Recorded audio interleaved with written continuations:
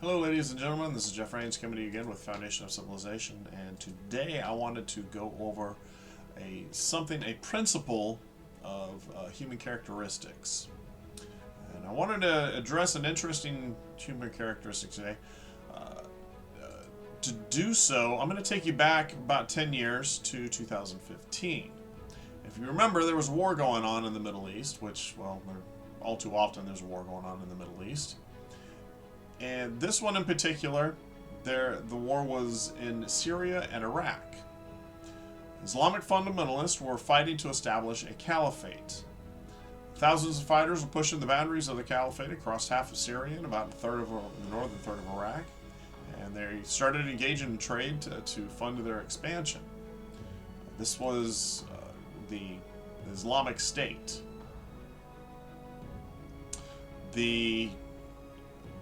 Some of the people that they lured to join them, actually, they lured quite a few people to join them. Many of them were foreign fighters.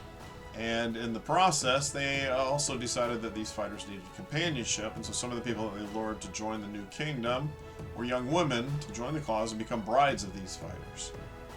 Many of these young women were from the United Kingdom. They had been propagandized to online.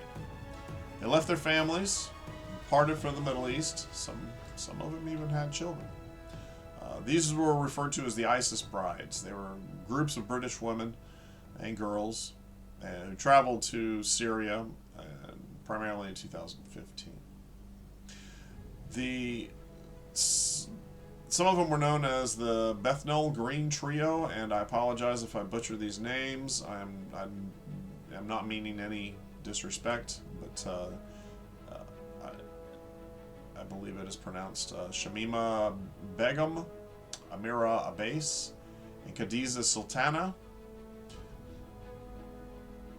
For example, Shamima Begum at 15 left London, and she ended up marrying a Dutch man. She had 3 children, all of whom died in infancy. I believe she found out that it's not very easy to establish a new country.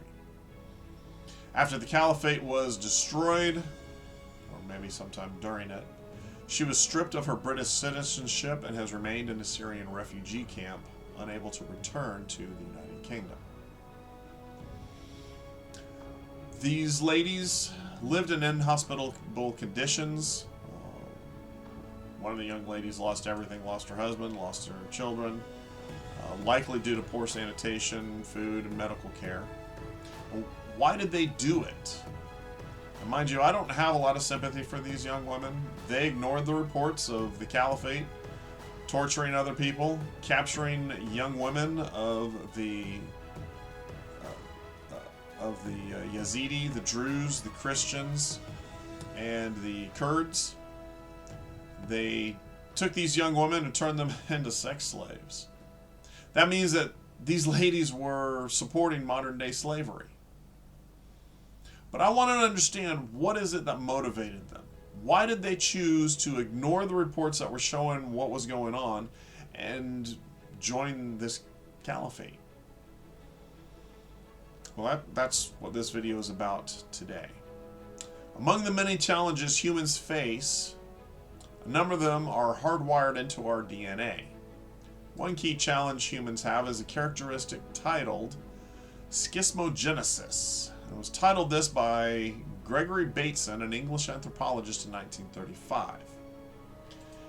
And schismogenesis is the principle behind the characteristic, is that the people tend to define themselves in opposition to others. We oppose each other: white versus black, rich versus poor, men versus women, straight versus gay, east versus west, native versus foreign. In the case of these young ladies, they were looking at the east versus west. I also believe the religious context of Islam versus Christianity. They were raised in I want to say predominantly Christian country, but because of this human characteristic, they chose to reject that country. I'm sure the young women were fed a steady diet of hate the West and their media in the United Kingdom. I lived there for 3 years. I saw it myself, and it's prevalent in the United States today and the Western countries today. People ask themselves, why are we poor and they are rich? Or vice versa, why are we rich and they poor? And it doesn't matter who the we are. Why do we get to enjoy so many holidays? Why do they get to enjoy so many holidays and we don't? Why do we have to tiptoe around those other people? Again, whoever those other people are. It must be because we aren't like them and they aren't like us. It is because we live on the wrong side of the tracks. Those other people are hoarding money and not leaving any for us. Why can we not travel to certain countries and certain areas? Well, those people don't like us. When we position ourselves in this way, we run a huge risk of failing to identify the real problem. The sentiments that we find in our hearts may or may not be true. Some people do hold hard feelings towards other cultures. But are we really struggling financially or emotionally because someone else disagrees with our way of life? Or are we struggling financially because we spend all our money on payday on things that don't return us any value, instead of saving some for the next couple weeks or investing in the future? Well, why am I fat? Is it because those other people are skinny? Because they hate me? No, it's usually because we haven't mastered our eating habits. We are usually struggling because our efforts do not tap into nature's means of reward. Saving money allows us to not be poor. Does the answer lie in working harder, saving more, or adjusting our expectations? I don't know how many times I've been stressed, irritated, frustrated, or found a solution in a good workout or just a walk. I've also found plenty of solutions in meditation and prayer. As I sit quietly, I let my mind reflect on the problem and the solution, or a solution comes to me. Sometimes there's more than one solution. Other times I come to realize my solution is to walk away from the problem. It just isn't worth the frustration. The young ladies from England found out that the promised paradise was never going to exist. They fell victim to our human character that put them at odds with their culture, the culture they were raised with. Many are now barred from returning to their homes. They learned a very hard lesson. We should learn also and ensure we are properly defining the problems before we find a much worse solution.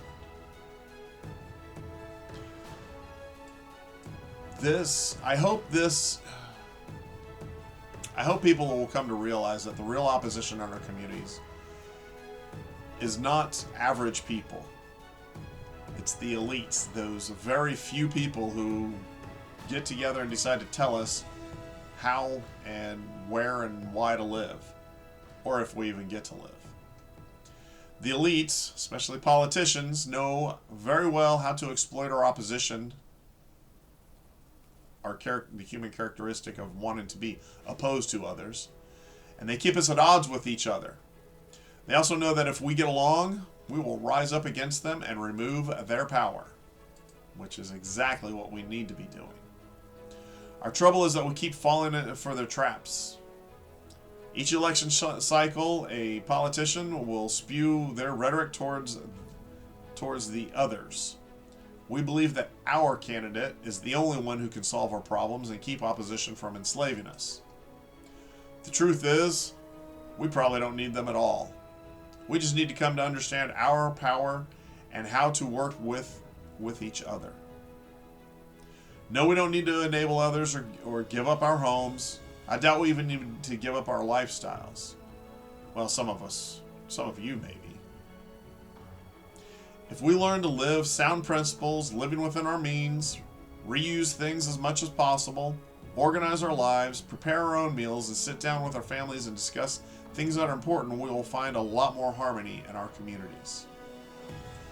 Well, ladies and gentlemen, I hope that you guys find this rather enlightening and helpful in your life to realize that there is a characteristic, now I won't say a character flaw, but there's something that we have to learn to overcome, and it's in everybody.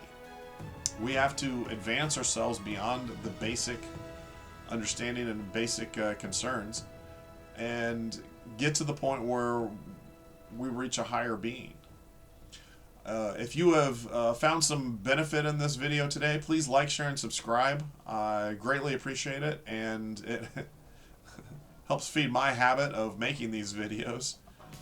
I hope that you guys are doing well, and hope that you guys are paying attention to the changes that are going on in the world. There are plenty of them, and I'm afraid that they're going to continue to come fast and furious. And I really don't think it matters who's in power anymore, which political party is in power. Much love to everybody, and I look forward to talking to you all again very soon. This has been Jeff Rains, Foundation of Civilization, and I will talk to you guys again very soon.